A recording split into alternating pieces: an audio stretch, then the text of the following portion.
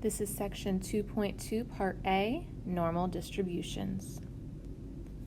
A normal curve is a bell-shaped curve which shows the probability distribution of a continuous random variable. Moreover, the normal curve represents a normal distribution. The total area under the normal curve logically represents the sum of all probabilities for a random variable. Hence, the area under the normal curve is 1 or 100%. The standard normal curve represents a normal curve with a mean of 0 and standard deviation of 1. Thus, the parameters of a normal distribution has a mean mu and a standard deviation sigma. The characteristics of a normal curve are that the value of mean, median, and mode are the same. It represents a unimodal distribution as it has only one peak. Change in the mean without changing the standard deviation means the normal moves the normal curve along the horizontal axis without changing its spread. The standard deviation, sigma, controls the spread of the normal curve. Curves with larger standard deviation are more spread out. The standard deviation, sigma, is the natural measure of spread for a normal distribution. Not only do mu and sigma completely determine the shape of a normal curve, but we can locate one standard deviation by eye on the normal curve. So if you look at the normal curve, right here, it is curving down, but here the curve starts to go up. Where it's changing concavity is where you would mark one standard deviation. So the point where it changes the concavity takes place at one standard deviation away from the mean. A normal distribution is described by a normal density curve. Any particular normal distribution is completely specified by two numbers, the mean, mu, and the standard deviation, sigma. The mean of a normal distribution is at the center of the symmetric normal curve. The standard deviation is the distance from the center to the change of curvature point on either side.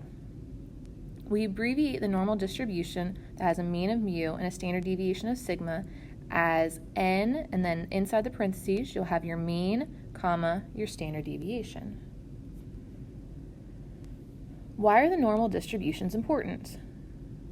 Normal distributions are good descriptions for some distributions of real data.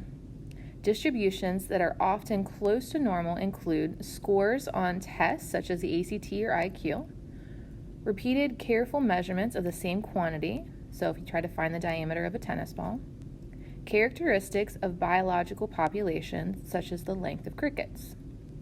We can also use normal distributions when we are approximating the results of some kind of chance outcome, like the number of heads in many tosses of a fair coin. Or we can have many statistical inference procedures are based on the normal distribution. Even though many sets of data follow a normal distribution, many do not. An example of these would be income distributions, which would be very skewed to the right because most people will have income close together, and then there will be few that have very, very high incomes. In the normal distribution, the mean mu and standard deviation sigma, we can use the 68, 95, 99.7 rule. This tells us approximately 66% of observations fall within one standard deviation of the mean. Approximately 95% of observations fall within two standard deviations of the mean, and approximately 99.7% of all observations fall within 3 standard deviations of the mean. So earlier we saw that the distribution of Iowa Test Basic Skills Vocabulary Scores for 7th grade students in Gary, Indiana is close to normal. Suppose that the distribution is exactly normal with a mean of 6.84 and a standard deviation of 0.55. Sketch a normal density curve for this distribution of test scores. Label the points that are 1, 2, and 3 standard deviations away from the mean. So to do this, the first thing you would need to do is to just draw a normal curve. We would mark our mean first. Then you look for where your graph changes curvature. Our graph is curving down until about this point. Actually, it's a little bit farther to the left. Our graph is curving down to about this point, and then it starts to curve up. So that would be 1 standard deviation. Whatever width that is, you would do the same width to get to 2, and then the same width to get to 3 standard deviations. And we would do the same thing on the other side.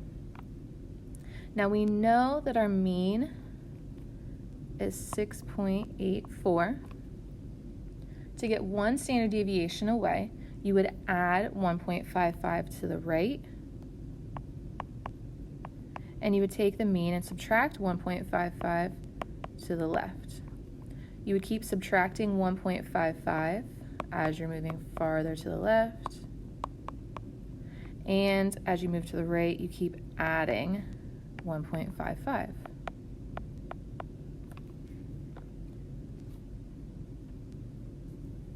So we can see that here's our mean, and we have the standard deviations marked from one side and the other. What percent of the ITBS vocabulary scores are less than 3.74? So if we come back up here, 3.74 is right here. This is 2 standard deviations away from the mean. Now, we know within 2 standard deviations, so between these 2 points, if I look at this part of the curve, we know by the empirical rule that that represents 95% of all the observations. So we know we have 100% under the curve. We've used 95% within 2 standard deviations of the mean, and that's going to leave us with 5%. But we have part to the left, and we have part to the right. Now these are going to be split evenly, so we're going to break this into 2 parts, and this gives us 2.5%. We know we're going to have 2.5% to the left and 2.5% to the right. So if we need to find what percent of the scores are less than 3.74, that would be what's to the left of 3.74, which would be 2.5% of the observations. What percent of the scores are between 5.29 and 9.94? Again, if we have our normal curve,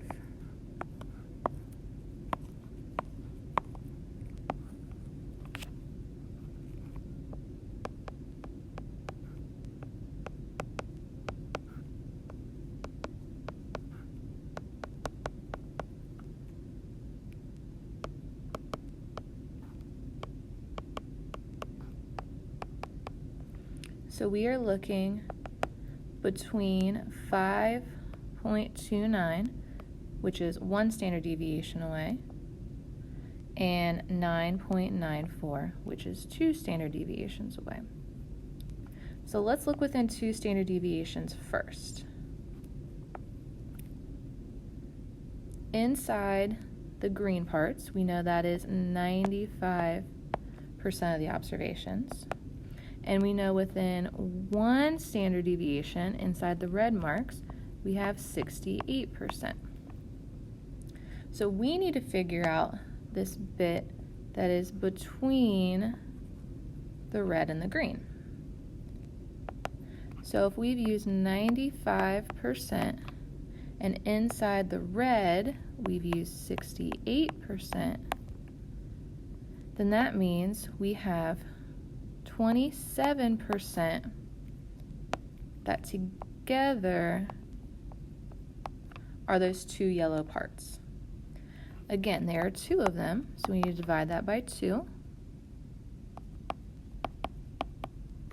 So we have 13.5% here, and we have 13.5% here. So if we are looking from 5.29 over to 9.94, we've used 68% here, we've used 13.5% here,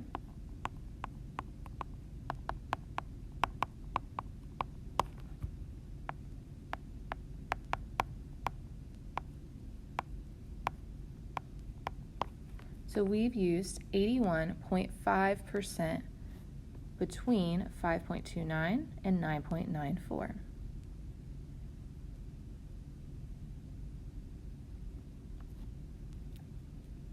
All right, let's check our understanding. The distribution of heights of young women aged 18 to 24 is approximately normal with a mean of 64.5 and a standard deviation of 2.5. We need to sketch a normal density curve for the distribution of the women's heights. Label 1, 2, and 3 standard deviations away from the mean. So here's our mean. We have 1, 2, 3 standard deviations away. 1, 2, 3 standard deviations away. Again, remember you're looking for where it changes from curving down to curving up for 1 standard deviation. So we start by putting our mean in. Remember, as you move to the left, you are going to subtract that standard deviation.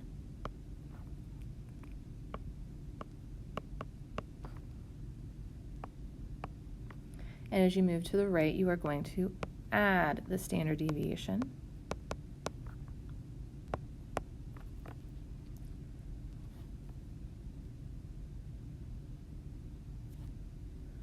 The distribution of heights of young women aged 18 to 24 is approximately normal.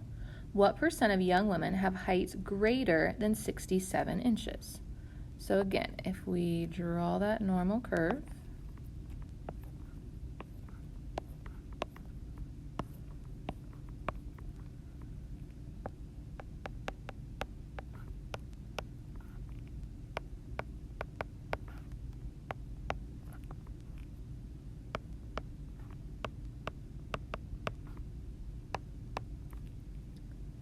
we are looking for all the values greater than 67. So we're looking for this part out here. Now we know 67 is 1 standard deviation away from the mean. So you know within 1 standard deviation is 68%. Now the whole graph is 100%. If we've used 68% within 1 standard deviation, that means we have 32% left for the two parts outside 1 standard deviation. But we have part on the left and part on the right. So if we cut that in half, we know each of these red parts would represent 16%. So the percent of young women who are taller than 67%, we're looking for 67 and up, would be 16%. What percent of young women have heights between 62 and 72 inches? Again, it's best to start by drawing your graph.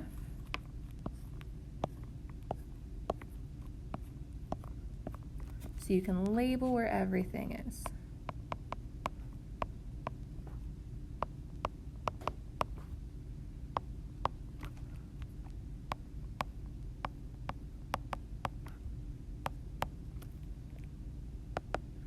So we want between 62 and 72. Now 72 is 3 standard deviations away from the mean. So within 3 standard deviations, we have 99.7%. 62 is 1 standard deviation away, and we know that 1 standard deviation is 68%.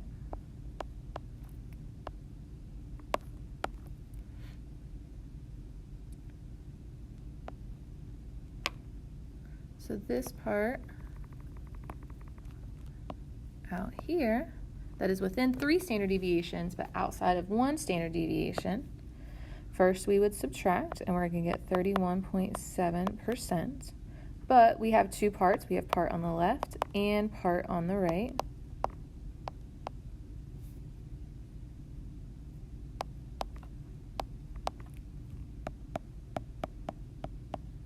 So we're going to have 15.85% on the left and 15.85% on the right. So if we need to find from 62 all the way over to 72, that's this whole area. So we know we have 68%, and we know we have another 15.85%, and together that's going to give us 83.85%.